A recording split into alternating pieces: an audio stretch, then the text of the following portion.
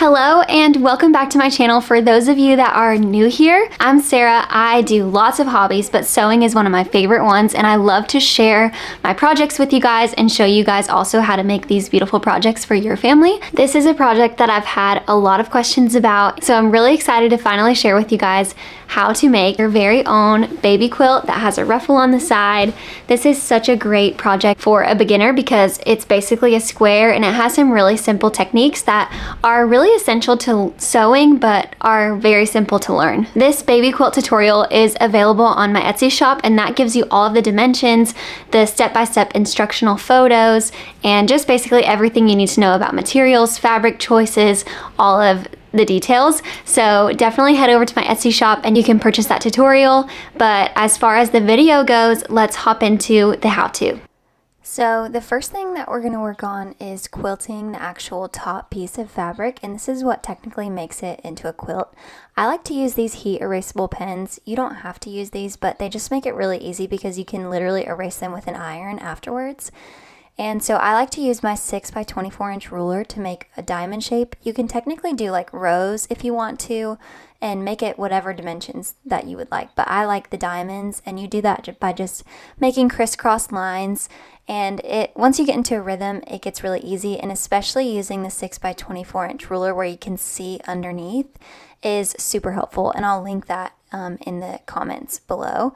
But once you do that, you're going to add it onto your batting.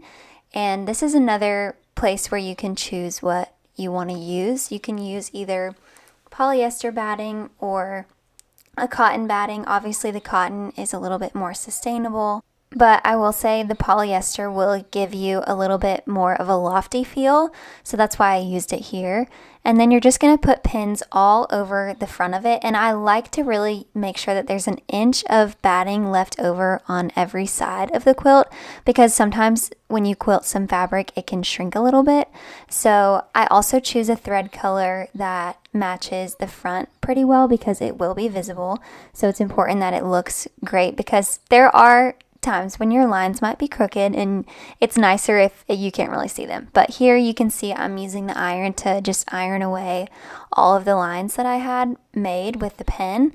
So that's why I like the heat erasable marker. And then afterwards I cut off the extra batting that I had left over hanging on the edge.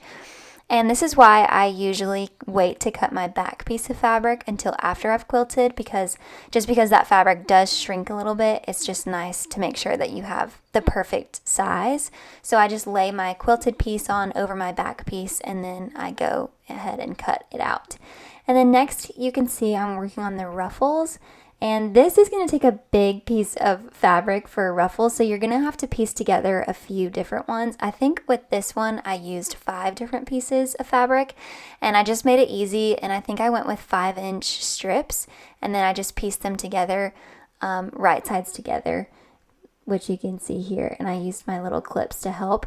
And then I always press seams open just because it makes for a really nice finish. So I press the seams open, and then you're going to fold the ruffle in half with the wrong sides together so that both of the right sides are facing out, because this is where your ruffle is going to be created. And then so you can see I have this huge piece of fabric, but then I'm going to use gathering stitches. So I'm going to set my stitch length to the longest that it will go, which on my machine is 5. And I'm not going to back stitch because I'm going to use the ends of the threads to gather the fabric together. This is called a basting stitch. And so make sure that you use really long threads at the end. You want to leave those long threads so that you can tug on them like this. If they're not long, you won't be able to tug on them. So I like to leave long pieces of tails at the end so that I can tug on them and gather the fabric.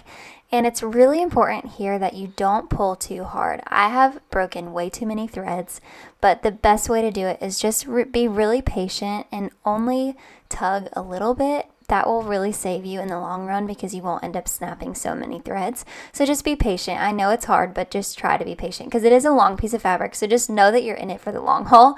And then you're going to pin this ruffle all on the perimeter of your quilt. So you'll have to kind of gather as you go and make sure that it lines up to where all the gathers look nice and even and they fit perfectly around the perimeter with the ruffle edge facing inward on the quilt. And then I like to just go over, right over about 1/2 inch seam allowance, go right over the second basting stitch so that you're basically stitching right on top of it, and that's just going to secure the ruffle in place. And then once you have that in, you're going to add the back panel, sandwich the ruffle in between the top panel and the back panel. You just want to make sure that the right sides are facing in the top panel and the back panel with the ruffle in between. And then you're going to go over that same stitch once again at about a 1/2 inch seam allowance.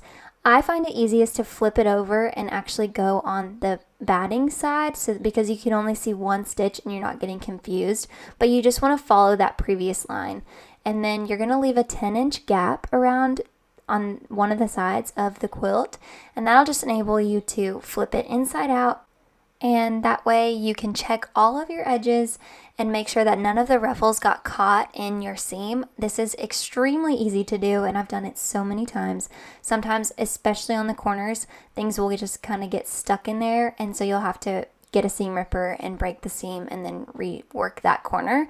But then after you've checked all of your corners, you're gonna iron everything out nice and flat, and then I like to do a top stitch at the end just to secure the seam allowance, and I just feel like it makes a really nice finish on the quilt. So this thread will be visible on both the front and the back. This is a top stitch, so the most important thing here is to take your time and go slowly. You don't want to rush it because it is a visible stitch, so try to get it really straight. And then once you finish that, you can just give everything one final press and you're done.